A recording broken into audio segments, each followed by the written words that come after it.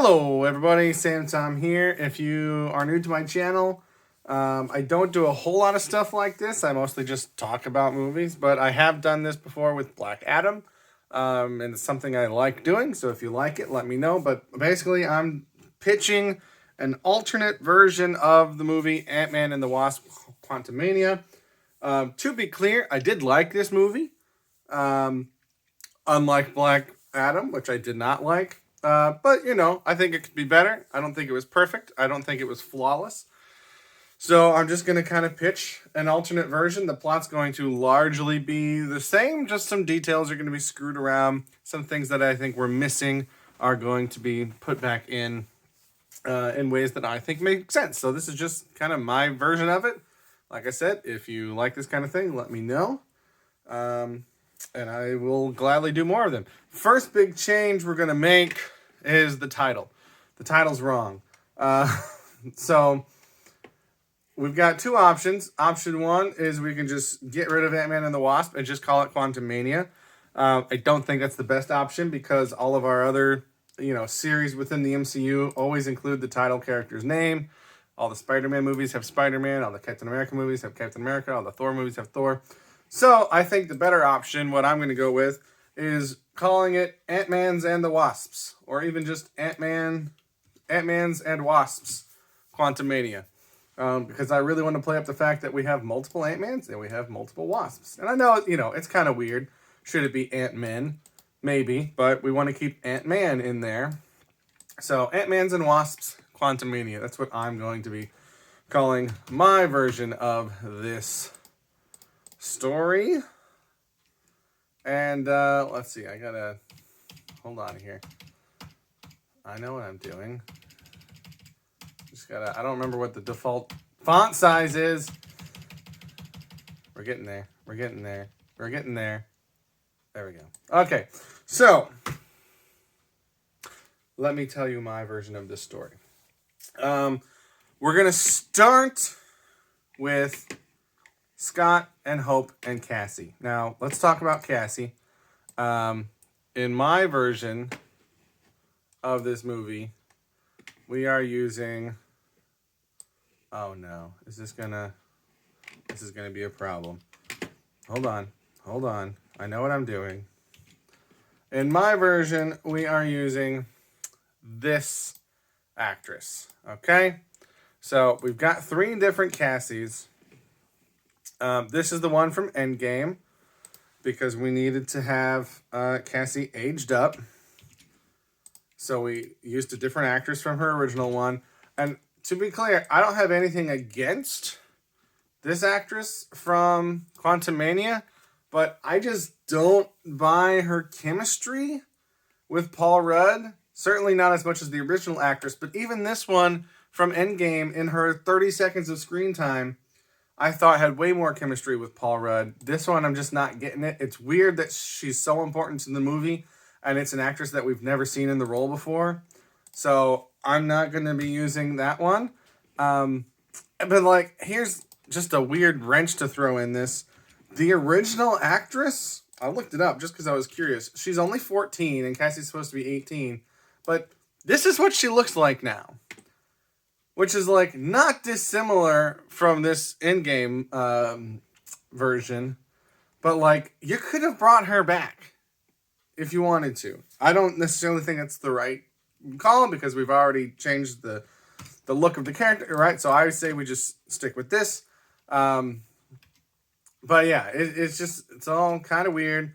But I'm going to be using this version from Endgame in my version of this movie. So we start with Cassie and Scott and Hope. And in my version, they're not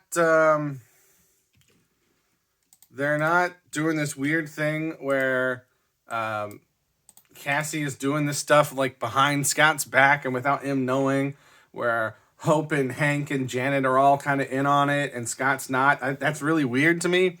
We're also not doing the whole thing with Scott's book and all that whatnot. That didn't really bother me, but it's not the route that I'm going to go.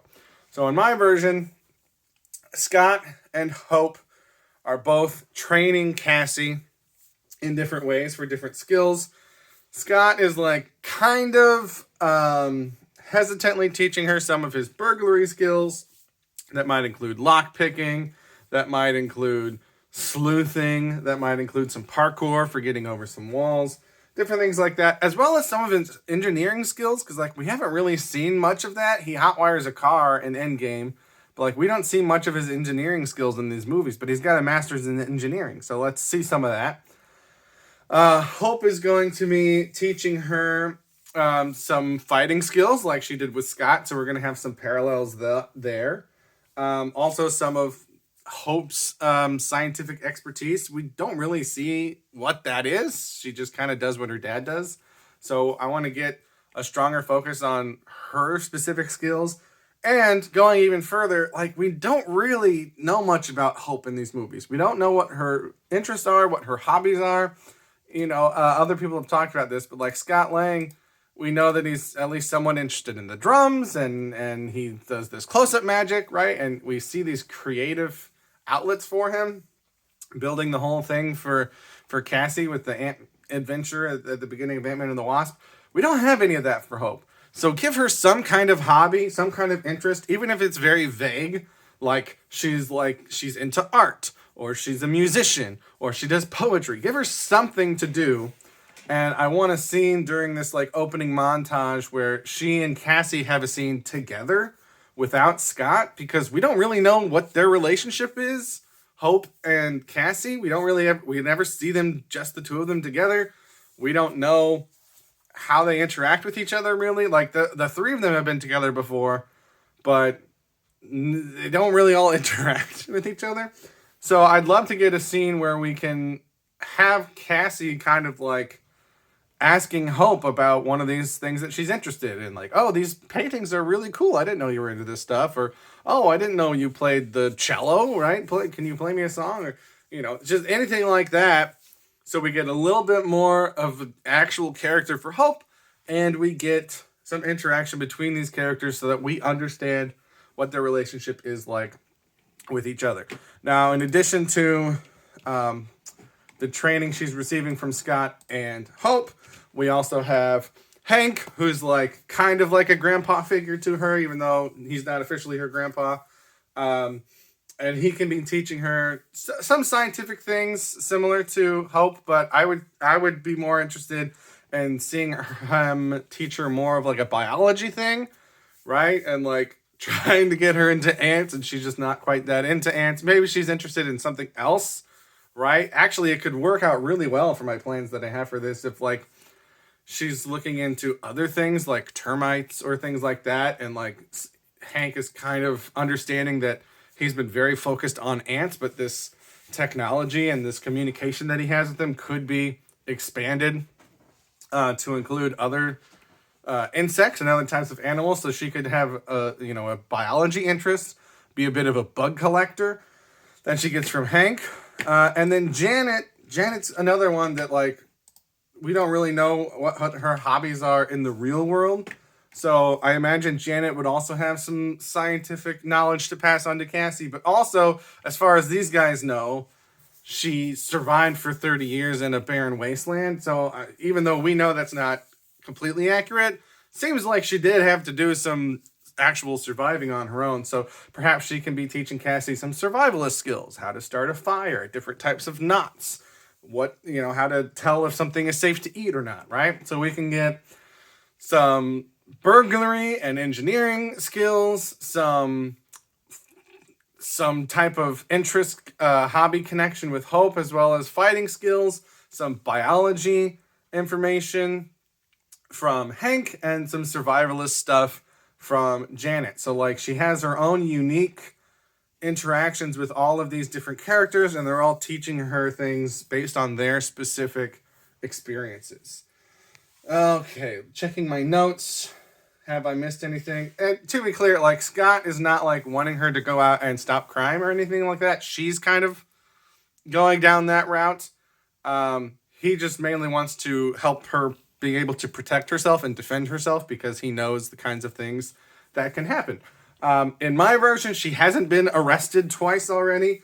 That seems really weird. I talk about it in my video about Quantumania, but I think she can just be trying to use the technology to help people. And the concern can be, the technology getting into the wrong hands, or her being taken advantage of by people that, think that she's just gonna. So I'd be much more interested in her, not breaking the law, but potentially getting into trouble just from being unsafe with the technology. I'll come back to that more later. So that's how we start. It's kind of a montage between her and these other four characters. And then I want her to go home, and I want to get some of Paxton and Maggie, who we didn't get in this movie. And, it's probably a scheduling thing. It is what it is, right? But these are, like, hugely important characters for not only Scott, but also Cassie. So they should be in this movie. So I want her to come home, because I assume she still lives with her mom. That seems like it would make more sense than living with Scott. And I want an interaction where Paxton and Maggie are concerned that Scott might be being a bit of a bad influence, and there's some communication between the three of them.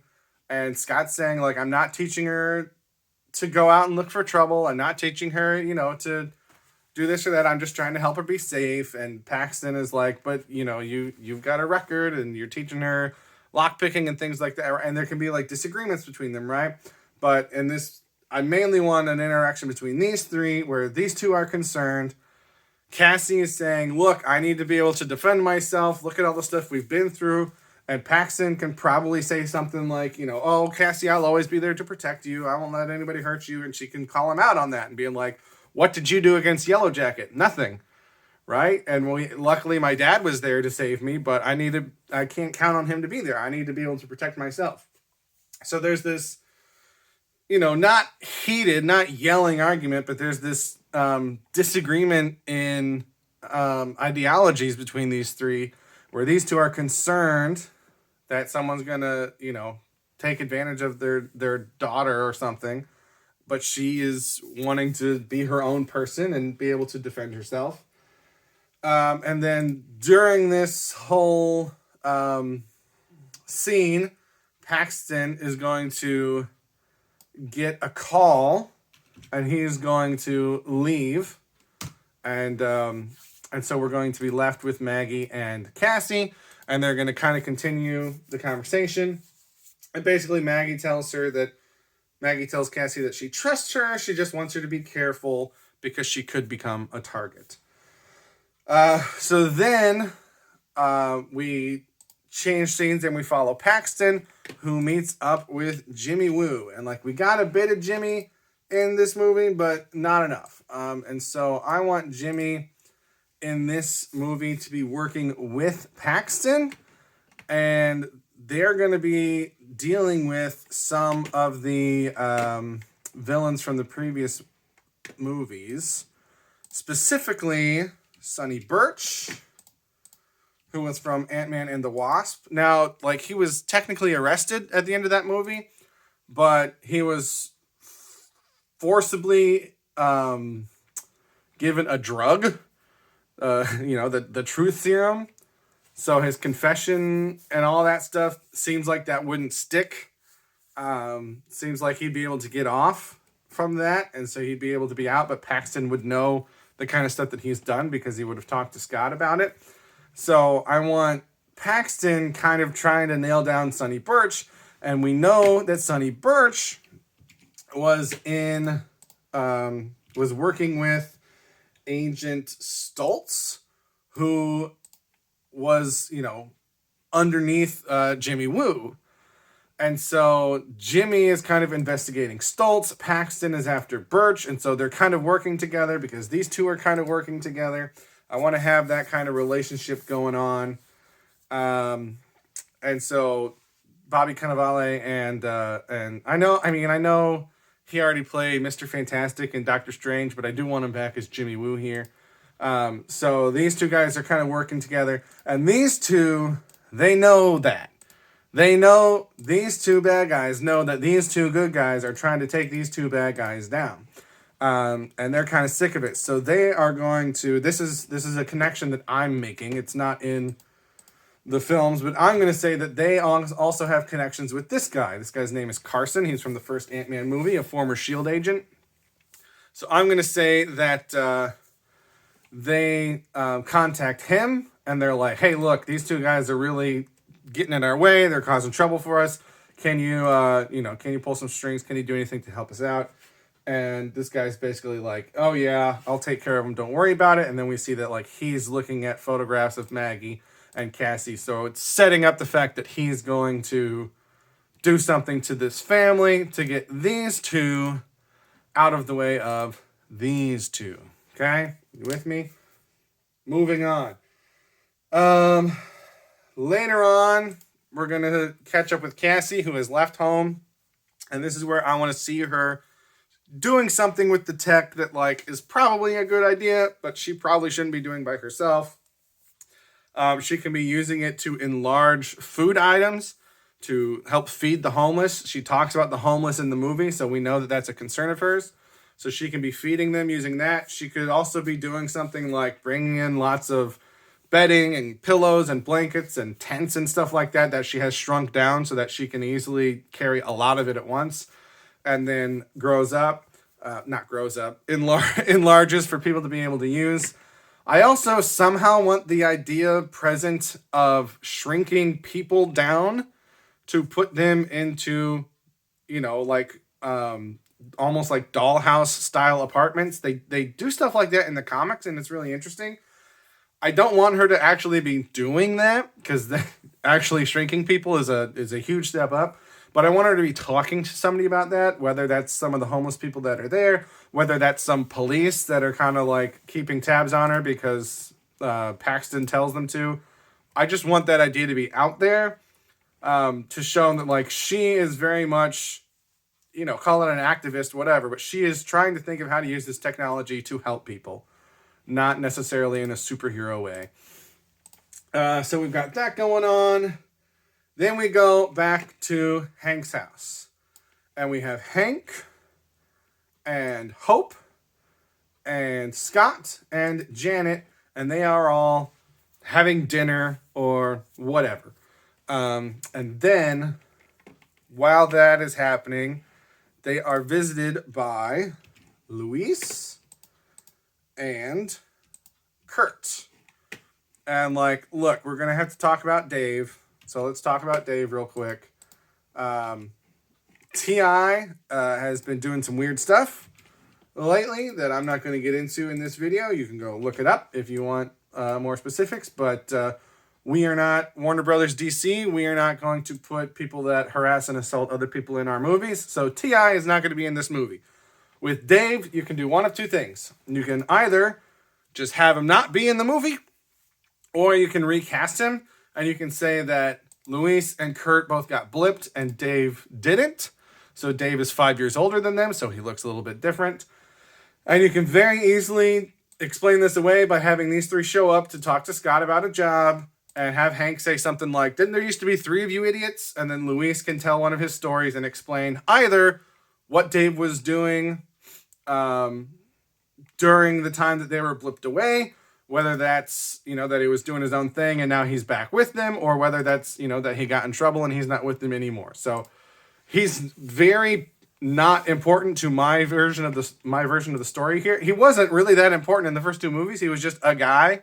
He was just a driver, right? So if he's in the movie, he's pretty pointless, but we could also just not have him in the movie, and that would be fine also. So I'm just going to kind of get rid of him. But that's kind of how he fits it.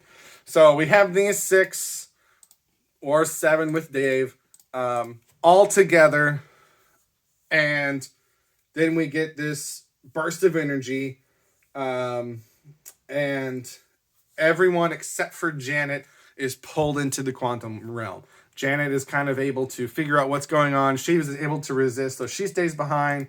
And Hank, Hope, Scott, Luis, and Kurt, and Dave, if he's going to be in the movie, are all pulled into the quantum realm without her. And she is kind of freaking out, kind of panicking, but she knows what's going on. And so she is going to, I'm going to put Dave in here just to kind of fill space for a bit. But keep in mind, he's not important. So Janet is going to contact Bill Foster for help. And Bill Foster, he's going to answer the call or whatever, and we're going to see that he is in a lab with Ava Starr, a.k.a. Ghost. And they are working on, something. We're not going to know exactly what yet. That will come into play later. So he agrees to come and help, and Ava comes with him. Okay? Then we're going to go into the quantum realm. So Hank and Luis are going. What I did was I laid out all these characters, and I figured out, who do they care about most? What are their strengths and their weaknesses? And then I used that to get my pairings together. So Hank and Luis are stranded together. None of the other ones are with them. Just Hank and Luis. And they're going to be stranded, or they're going to be transported to the wilderness. So basically where Hank is in the real movie, but instead of Hope and Janet being with him, they're not. Just Luis is with him.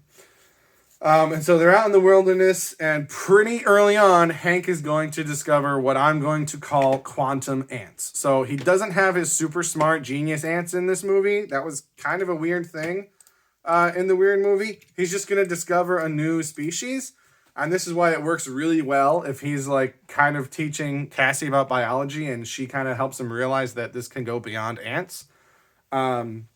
So Hank discovers what I'm going to call quantum ants. They're not actually ants, but they're similar enough. So he's going to try to start communicating with them. Luis is just going to keep talking and telling stories, and Hank's going to keep telling him to shut up. It's going to be hilarious.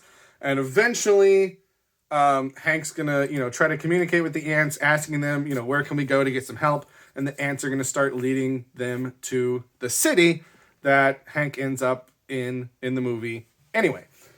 So that's what happens to Hank and Luis. Hope is going to end, and Dave, if he's with her, but, we're going to forget about Dave. Hope is going to get transported to the town that Scott and Cassie got taken to. So instead of Scott and Cassie there, Hope is the one that goes to that town. Pretty much as soon as she's there, she kind of has to get up and get her bearings, and pretty much right away she is encountered by... That was a weird way of saying that. She encounters Gentora. So I'm going to bring her up there and get rid of Dave. So Gentora, the one that is kind of leading this town, she makes contact along with Quaz, who's the mind reader. And, Hope is going to be asking for help and saying, hey, my family, something happened. Will you help me find them? But by using Quaz to learn information, they are going to pretty quickly learn that Hope is the daughter of who they know as the Wasp. And this is, this gets into my title change, and we're calling it Ant-Mans and Wasps. Wasps. I know that's hard to say. But in the real movie, everyone just knows her as Janet. And it's like not even referenced that she was a wasp or the Wasp. But like when Hank found her in Ant-Man and the Wasp, she like had her wing, as if she was like using that as a weapon or something. So I think people should know her both as Janet and the Wasp, but she should kind of be known as the Wasp that everyone knows. And so, Hope is wearing this suit.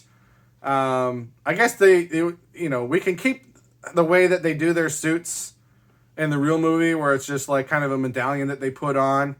So maybe she's not wearing it yet.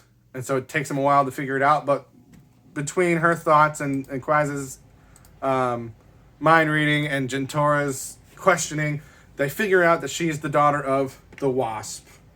Gentora blames her for... Oh, I should also say, this dude's here.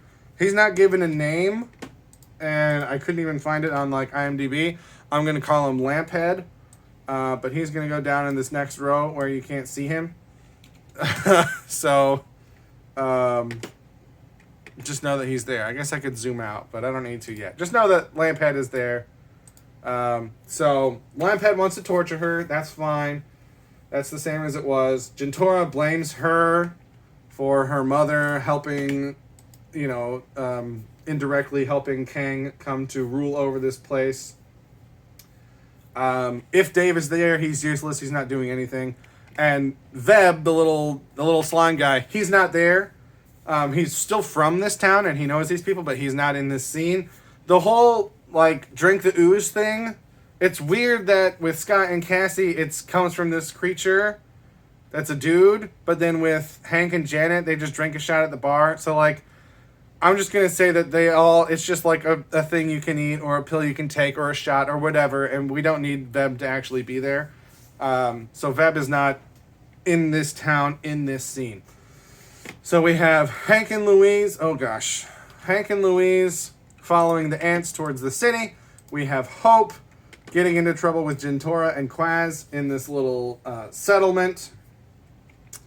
Scott and Kurt are going to be transported directly to what I'm going to call Kang's palace. I know it's not really a palace, but I don't know exactly what it is in the movie. So for the purposes of this video, I'm going to call it his palace. So they are going to be transported straight to Kang's palace. And the little slime dude, Veb, which I guess I should mention, I know that Veb, the slime guy, is voiced by the guy that played Kurt. So I know this actor is technically in the movie. That's irrelevant to this, though. Veb is just going to be another prisoner in Kang's palace. He's there. He talks to Scott. They still talk about how many holes he has, which, we have more than 7, right? That's weird. But he's just there kind of talking to him, being funny. And then we'll come back to him later. So let's see here. So Kang comes and, Scott and Kurt are imprisoned immediately. I'm losing my mouse between the different monitors here. So we have Kang. Excuse me. Kang, thank you. And so he comes and he talks to Scott and Kurt. And he tells Scott that he's the one that brought him to the quantum realm. He was able to, learn that he was able to do that because not only did Scott accidentally come down into the quantum realm and leave before, but then Hank intentionally chartered a ship down there and came back, and then Scott went down to collect energy and was able to come back. So Kang's been aware of them for a while, and he's been working for a way to capture this family. He doesn't reveal yet his history with Janet, but he's I'm the one that brought you here. Kang is also aware of who came through, and so he knows that Janet's not down here yet, and he wants to get her, but he's going to save that information for later. So right now, Kang's basically just going to tell him, look, your friends are down here too, and I'm going to kill them all unless you help me get my core back. So the same kind of idea going on. Kang's core has been enlarged. That can stay in. And so he needs Scott to deal with it. And so he tells Scott, hey, help me with this or I'm gonna kill your friends that you came with. So that's what Kang is doing. Now I'm going to move him down to where you can't see him. And then, so we've got, as I said, Janet has contacted Bill, and Bill has come along with Ava to help Janet. And so Janet is trying to make contact with the others in the quantum realm. And as this is all going on, I want Janet to basically have a panic attack, to have PTSD from her time in the quantum realm. And since her family's not around, she's going to pretty quickly tell Bill about what's happened. She's going to tell Bill about Kang, about what she did while she was down there, and about why she's so scared that they are now down there without her help. And so Bill and Ava are aware of what's going on. Okay, then moving back, circling back to Hank. And this is where I'm probably going to need to zoom out a little bit. So bear with me as I readjust my camera a bit. Should be good enough. So let's see here. I need to, once again, I need to put Dave in just to fill the space in my grid here. But his placement doesn't really make sense. So Hank and Louise are following these ants to the city. In the city, Hank is asking people about his wife, who he's going to call Janet. And again, in my version, people know her mostly as the Wasp, but some people also know that she was called Janet. And so people are going to realize that he's talking about the Wasp, and they are going to contact Krylar. So this is going to go fairly similarly to how it goes in the movie, but Janet's just not there with them. So Krylar's going to arrive. He's going to, start off kind of friendly towards Hank, but eventually he's going to reveal that he knows Janet and he's had a relationship with Janet, and Hank's going to get a little bit upset about that. Krylar is going to tell Hank that he can take Hank to Janet because he knows where she is, which is, of course, is a lie. And this is where Luis comes in, and he's like actually useful because he can tell that something's not right. And so there's going to be some kind of breaking point where maybe there's some guards or something that are trying to like sneak up on them. And Luis is going to pick up on this. Luis is going to throw the first punch. That's going to start an escalation. And then Hank is going to use his new ant friends to escape with Luis. So Hank and Luis are now using the ants to escape the city and to escape Krylar. Then we come back to Hope. And basically they've just been arguing. Jentora wants Hope to leave because she feels like the town is going to become a target from the hunter, which is MODOK, but we don't know that yet. So she wants Hope to leave. Hope is asking for help. She's refusing to leave. So finally, Jentora decides that since Hope won't leave on her own, they're going to capture her and turn her over to Kang themselves to hopefully be spared Kang's anger at the town for hosting an outsider. So when they try to capture Hope, she's going to shrink down to Wasp's size. This will reveal her costume, and she's going to flee. Okay, so that's that. Over at Kang's palace with Scott and the gang, Scott is going to agree to fix the core to save his friends.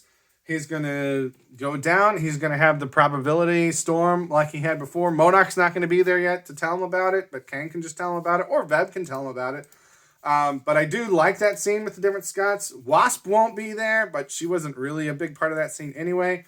But we're going to have that moment where there's like a bunch of different Scotts that start behaving like a bunch of different ants, and then they all come together for their shared concern for Cassie, because he doesn't know that Cassie's not here, even though she wasn't there when they all came in. He doesn't really know what's going on.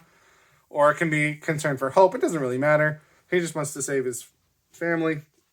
And so that goes fairly similarly to how it went in the actual movie.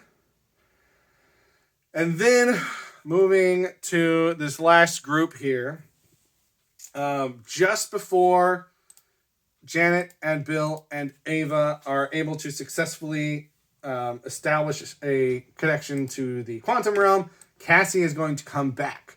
Because remember, she had been gone. She was with her family, and then she was out doing stuff. And so now she comes back, and let's try to get her in line. I guess Kang's not in line either. It's because there's another picture that's not on the grid yet. We're going to get there, I promise. So Cassie comes in. She is demanding to know what happened. Janet doesn't want to tell her. She's like, where's my dad? Where's Hope? What's going on?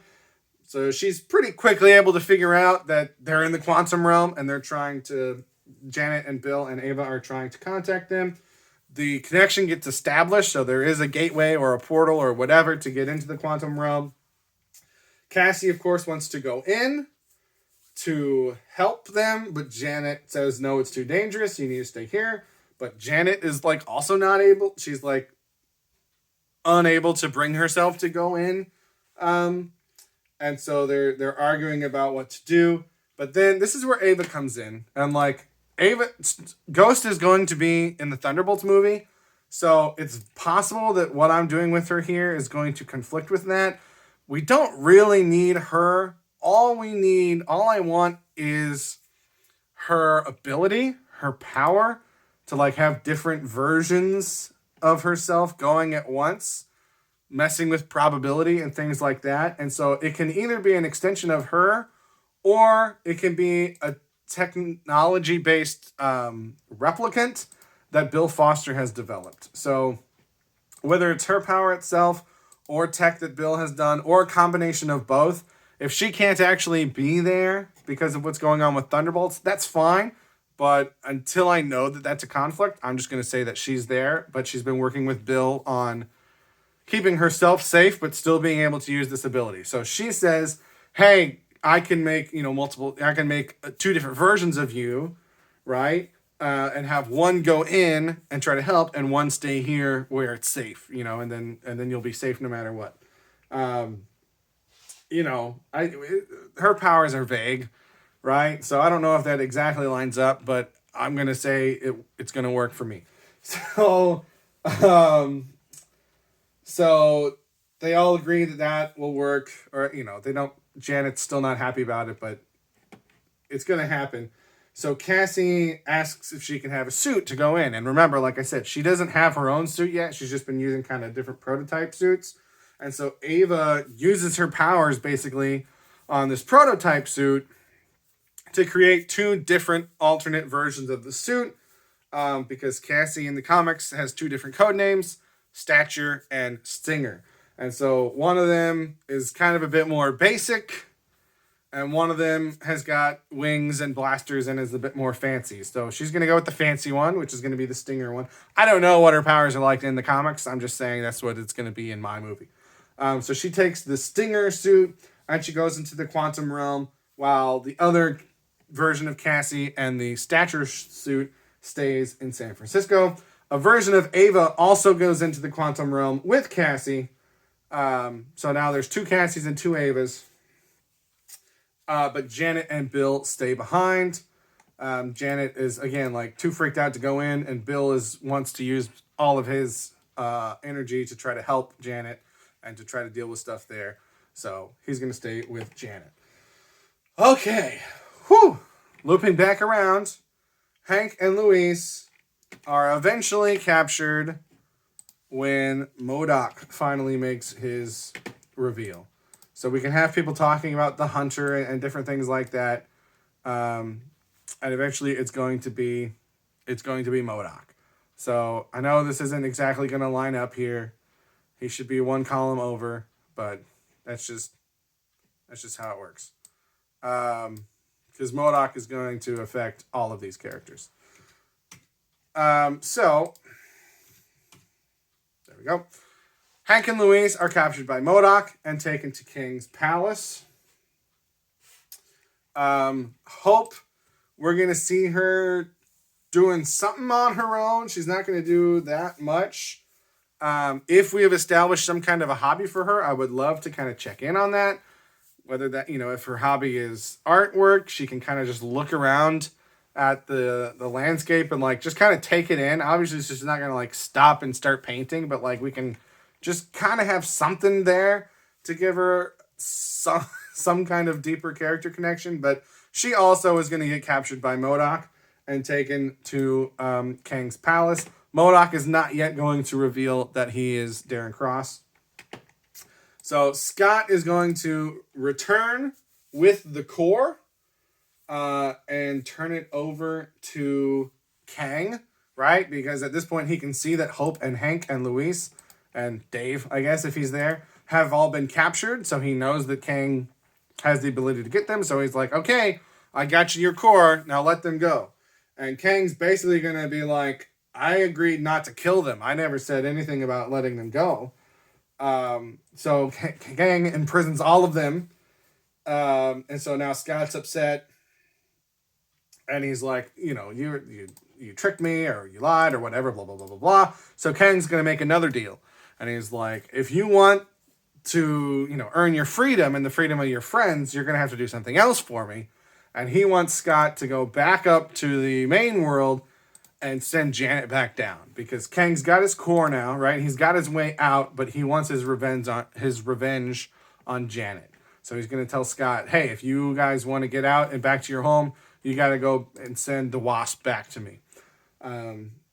So obviously, the three of them are going to have some discussion on that. And Kang's just going to be like, I'll let you guys figure that out. And Kang's going to leave and go work on restoring his core to get his ship operational. And then during this moment, and Kang can use this opportunity to explain his history with Janet, why he wants her. So now these three are learning for the first time how much Janet has been keeping from them and how much she's lied to them and all this stuff and why she never wanted to talk about it. And then Kang leaves. And then MODOK can come in and kind of have his moment with all of them where he reveals that he's Darren Cross. He can be like, Hank, blah, blah, blah, blah, blah. He can be like, Hope, you cut your hair, or you changed your hair. I thought that was really funny. He can have his moment with Scott. And, like, they can all be in separate cells, so he can do this one at a time, or they can be in the same cell and he can do it all at once. I don't really care. I like those interactions that he had with each of them. I want to keep that. Okay, then we go back to these four over here. And because of Ava's ability to have these multiple versions of herself, she is able to communicate back and forth between the quantum realm and the real world. So they don't have any like communication systems going on. It's just Ava. And so Ava in San Francisco is kind of reporting to Janet what Ava and Cassie in the quantum realm are doing. So Ava is able to kind of observe both versions of herself simultaneously. Cassie is not. Cassie's two selves are independent of each other, but Ava, because the power stems from her, she's able to kind of make that connection. So then in San Francisco, or in the quantum realm, Janet, through Ava, is kind of directing them to the palace, because she's like, they're probably all at the palace, you got to go to the palace. Meanwhile, in San Francisco, Cassie gets a call from Carson on Maggie's phone, and she's like, Mom, and he's like, your mom's in a little tied up right now, blah blah blah. He's like, if you want to save your mom, come home and blah blah blah, because he wants to get Cassie also, right? And so he's basically threatening Cassie to come save her mom. And so the version of Cassie that has stayed behind in San Francisco, she's going to take the stature suit and she's going to go off and go to Maggie. And that's where we're going to follow for a while. So Maggie is going to return home. Paxton and Wu are both going to be there. And Paxton's basically like, Cassie, stay back. Cassie asks where her mom is. And then she can hear Maggie screaming from a window. She's like, Cassie, go away, get out of here. He's trying to blah, blah, blah, whatever. And so she sees where Maggie is, and, Carson's there, and he's got, under her head or whatever. But she sees them both clearly in an upstairs window. Paxton tells Cassie, get out of here, I can handle this. And Cassie's like, I'll handle this myself. And so she grows huge into stature, busts through the window, slash the ceiling, whatever, and pretty easily captures Carson, who's pretty freaked out. He was not expecting this from Cassie. And so she brings him down, puts him in the custody of Paxton and Jimmy Woo, and he agrees to help them capture Birch and Stoltz. Then Maggie and Cassie can have a nice hug, a nice moment. Maggie's like, what are you thinking? Why are you doing this? This is so dangerous. And Cassie's just like, I'm doing what I talked about. I'm being a hero. I'm saving you. I'm protecting you. And then we leave them behind. Back in the quantum realm. Stinger, the version of Cassie in the quantum realm, and Ghost are able to infiltrate the palace. And Kurt is actually going to be useful here because remember, he's really good with computers. So he is able to, they find them in the cells. MODOK has left. And Kurt is able to explain to Ava and Cassie, who remember has been getting engineering lessons and burglary lessons. So she kind of knows what she's doing. So Kurt's going to talk her through how to bypass the security codes on the cells. And so they're all freed. And Veb immediately runs away. He's just out of there like nothing. He's gone. Cassie and Scott have a nice hug. They have a nice moment.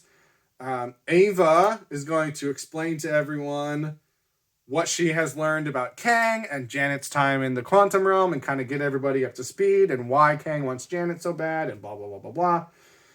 And so, like, there's not going to be, like, in the real movie, there's a lot of just like, Mom, why didn't you tell us? And I'm sorry, I did blah, blah, blah, blah. And it doesn't really do anything. So by separating them, we ignore a lot of that. It's just, this is the deal. This is what happened. This is what we're working with. Let's move on. And I really think by keeping out of the quantum realm the one who knows the most about the quantum realm, I think it works better. By putting the people that know less about it. And like Hank thinks he knows about the quantum realm, but he doesn't. So we keep the expert out and we're forcing this weird connection. So Ava explains to them what's been happening. But she says ever since they came into the palace, their communications have been out. She hasn't been able to communicate back. So there's something about the palace and Kang's technology that's keeping them from being able to do that. And so they need to get outside.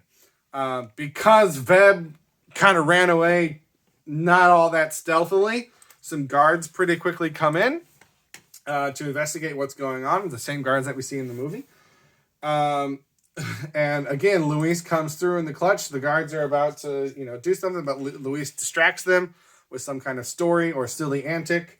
And then everybody else is able to kind of coordinate an attack and knock the guards out. And then Luis is going to say something along the lines of that he and Kurt should like steal their uniforms to blend in. And he's going to say something like, since I don't have a suit like you guys do. And then Hope's going to be like, well, actually, and she's going to pull out this miniature prototype suit that they've been using, the kind that they've been using with Cassie. But she enlarges it and it's like, it has like a very similar paint job to the car that he drove, the purple one with the orange flames. It's like that kind of vibe. And he's just like, for real? and she's like, it doesn't have any powers. And he totally doesn't care if it doesn't have powers. He's just super excited that he's got a suit. So he puts on a suit and Kurt just wears, and Dave, if he's there, they just wear the regular guard suits because they're not Luis. So they put on the guard suits. Luis puts on his suit. He's super excited. And then Kurt's gonna go to some kind of control console and say something like, now I will be the Baba Yaga, and he's gonna wipe out the power to the whole place. Lights are down, security codes are down, the gates are open, right? So prisoners are escaping. There's a whole lot of craziness going on to try to help them hide their escape. As they work their way out of the palace, they encounter more guards, but they're able to pretty easily dispose of them. Scott, Hope, and Cassie are all, working pretty flawlessly together, a result of their training. Hank is reorganizing the ants that have just kind of been outside this whole time because he wasn't able to communicate when he was in prison. But as the gates are opening and things like that, he's able to establish that connection again. So he's reorganizing the ant. Kurt is basically doing environmental takedowns with different electrical panels and stuff like that. So he's actually useful. Again, Dave is useless if he's there at all. Luis is basically just going and kicking people that are already knocked out and just be like, yeah, take that, and just having a ball. After they work through a few different corridors, MODOK shows back up. He gets in their path. And he starts fighting them and chasing them, which forces them to split up. Not even that they choose to split up. It's just that they all have to escape and they get split up into different directions. Back in San Francisco, there's still no communication going between them. Ava has a vague idea of what's going on. Ava in San Francisco has a vague idea of what's going on with Ava in the quantum realm, but the team has split up. She's aware of that much. Janet says that the team needs to all be together in order to get them back. And Bill, finally, he's like, Janet, you gotta step up. You gotta go in. You're the one that knows the most about this place. You're the one that knows about Kang. You're the one that knows what to do. You gotta go in there. And so Janet kind of asks Ava if she can split her and Bill like she did with Cassie. But Ava's like, I've never done that with more than one person. I don't know if I'm powerful enough. You know, I'm stretched to my limit here. I don't think it's very safe. And Bill's just like, you can do it. It's going to be okay. And then Janet's going to be like, I'll go, Bill. Or she's like, I'll go if you'll come with me. And she kind of looks towards a storage container in the corner of the room. And she's like, what do you say, Goliath? And he looks and he realizes that his old suit is there. And so he kind of smirks and he nods. And so Janet explains to Ava how to bring them back when she tells her to. She's like, wait for my word, but you know, this is how you do it. And so Janet and Bill enter the quantum realm as well. We come back to the quantum realm, and MODOK, he's going between different ones, but at this moment, I do want him to have that interaction with Cassie, where she tells him what she told him in the real movie. So we're going to have that little beat. And then he can just kind of get punted off screen by a giant Scott coming to save Cassie. Outside of the palace, Janet's version of the Wasp and Goliath appear. Kang's forces recognize the Wasp, and all attention focuses on her. Goliath grows to a giant size and starts to fight them off. And Wasp is going to shrink. And I want her to use, in the early Ant-Man Wasp Avengers comics, the Wasp uses like a needle as her stinger. She doesn't have like blasters. So I want something like that from this version of Janet, where she doesn't have blasters. She's just got some kind of implement that she's using. Just because I think it would be neat and it would differentiate her from Hope. And then it could kind of like lead to Cassie choosing the name Stinger for herself. Because I do think Stinger's a cooler name than Stature. Also, Cassie should have had wings in the movie. It's stupid that she didn't. And so I don't know if I said before, but the two suits that she has, the Stature one that stayed behind didn't have anything fancy. The Stinger one that she went into the quantum realm with had wings and blasters and stuff like that. But I like the idea of Janet having a physical implement. I got to hurry up. I got less than 10 minutes before my camera is going to stop me. So eventually all of them make their way outside, and Ava back in San Francisco. Ava through, the one in San Francisco is asking the one in the quantum realm to ask Janet if she can bring them all back yet. Before Janet can answer, Kang appears, and Janet says they can't return while Kang is nearby, or else he will come through too. Kang tells Janet that he doesn't need her anymore, that his core has been restored, and then this is going to be MODOK's big moment here, where he's going to be like, you mean this core? And then Kang's going to turn around, and MODOK is going to destroy the core as his turn, his act of revenge against Kang for treating him so horribly after Cassie had her little beat with. So rather than just working away through a force field, he's actually doing something significant here. So Kang is furious and attacks MODOK, who gets flung in the direction of Hope and Scott and Cassie, and he still has that same, at least I died an Avenger. I thought that was great. Love that. Keep that in there. He dies quickly, and then those three all join back in the fight against Kang. Kang's forces, with him alongside, are too much for the team to handle, but the townspeople, Jentora and Quaz and Lamphead, Veb, when he ran away, he ran back to the town and he told them that something was going down. And so that's why so we don't have this weird message from Cassie reaching out to everybody like it's the Solo movie. The Veb just went and got the people. And so the townspeople come in, they start fighting off the guards. And so everybody can kind of focus on Kang. And I do want to have a little beat where Jentora comes and saves Hope from a guard. Just one of those things where a guard's coming up behind and Hope doesn't see him and Jentora takes care of him. And they have a little nod. They have a little acknowledgement of like, okay, yeah, we're on the same side now. And then they both move on. Still, the team is still unable to take control, but Bill meets up with Ava and they quickly discuss this technology that they've been working on, and they activate this piece of tech. And suddenly, multiple versions of all these characters, multiple Hanks, multiple Hopes, multiple Scotts, multiple Janets, multiple Bills, multiple Cassies, multiple Avas, they all start, it's basically like the probability storm, but it's based in Ava's powers, right? Where there's multiple different versions happening at once. So there's now multiple fights, multiple versions of these characters trying different tactics against Kang, right? Against the one Kang. And so even though normally he should be able to just own them, there's so many different versions fighting him all at once, he realizes that something's going on. So it's kind of like the Doctor Strange Dormammu thing, except for instead of a time loop, it's all kind of going on at once. And so at first, Kang seems to be able to defeat them quite easily, but as they work their way through more and more scenarios, he realizes that the odds are literally turning against him. He gives one last look towards Janet. It's unclear whether it's anger or remorse or regret or whatever, but then he just vanishes. So he doesn't get sucked into the core or anything like that. He's just gone. No one is sure what happened, but he's gone. His guards lay down their arms and the rebels imprison them. I'm reading fast because I got less than 5 minutes left. As the smoke clears, our 9 or 10, 1, 2, 3, 4, 5, 6, 7, 8, 9, plus Dave if he's around. Our 9 heroes reunite, and Jentora, Quez, Lamphead, and Veb come over to thank them and to say goodbye. Ava says she can't bring them back all at once, and so Ava and Cassie come back first. Ava kind of reforms herself, and Cassie tells Ava she can stop splitting her. And so the stature version of Cassie, which has been with her family, kind of gets reformed into this version of Cassie here. And now Cassie is able to realize what's been happening with her family, and she's like, oh my gosh, there was this whole other thing kind of going on.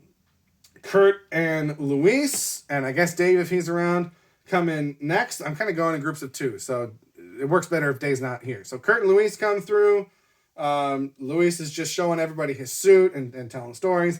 Scott and Hope come through next, and they both have a big hug with Cassie. They tell her that they're proud of her, and then she tells them about what happened with Maggie and Paxton, and they're like, oh my gosh, we gotta go check on those guys. Back in the quantum realm, all that's left are Hope and Hank and Bill. A new MODOK appears. So everyone's complaining about MODOK and how he died, but there can be so many different MODOKs. So a new MODOK appears, and Janet tells Hank that Kang is back. And this is right, because Kang has been telling them, right, like there's multiple versions of me, right? And so Janet tells Ava to shut the connection down. She turns to Hank and says, I'm sorry, Hank, we can't leave. Ava's like, are you sure? Do I need to shut this down? I guess Ava would still have to be there. I'm not sure. I'm not sure how this works. I misread this part. Maybe there is some communication going on between, I don't know, but somehow Janet tells them to shut it down. So Janet and Hank and Bill are stranded in the quantum realm as the connection shuts down. And Ava's like, are you sure? So I guess Ava hasn't come through yet. And Bill is kind of like acknowledging that, like, yeah, I'm in here too with these guys. And he's like, yeah, Ava, shut it down right now. So I guess Ava shuts it down, and then that version of Ava that's still in the quantum realm just reforms with the version that's in San Francisco. So that's how Ava gets back. So it's just these 3 that are stranded in the quantum realm, Hank and Janet and Bill. So then Hank is comforting Janet, and they embrace as the connection with Ava is lost. Bill sees a new version of Kang arrive, kind of taps Hank and Janet on the shoulders to look, and we see a much more violent version of Kang, kind of smiling, and then we cut to black. Back in San Francisco, Scott, Hope, Cassie, and Ava are all discussing how to save Hank, Janet, and Bill. Suddenly, they are approached by, there's 2 different options here. They are approached by, like, Mr. Griffin, another variant of Kang, or alternatively, Cassie can kind of be out doing one of her missions, and she can encounter Iron Lad. So one way or another, there's another version of Kang that they might not know is another version of Kang. If it's Iron Lad, they don't know that it's him. If it's Mr. Griffin, they like kind of recognize, but he's like, oh, I can help you guys. I want to get that guy too, right? And then we check in with Carlson in prison, and he is having he's got a visitor, and he goes out and he's talking to somebody, and then we reveal that it is S.H.I.E.L.D. agent Eric O'Grady. How about that, huh? So that is my version of Ant-Man and the Wasp, or Ant-Man's and the Wasp's Quantumania. Let me know what you thought about it. I can't do a full outro here because I got less than a minute left. But did you like this? Did you hate it? Do you think it's dumb? Do you think it's stupid? What do you think should have happened in this movie? Those are my thoughts. That's my idea. That's my pitch for my version of this movie. Thank you very much for watching. Have a wonderful day. Go drink some water.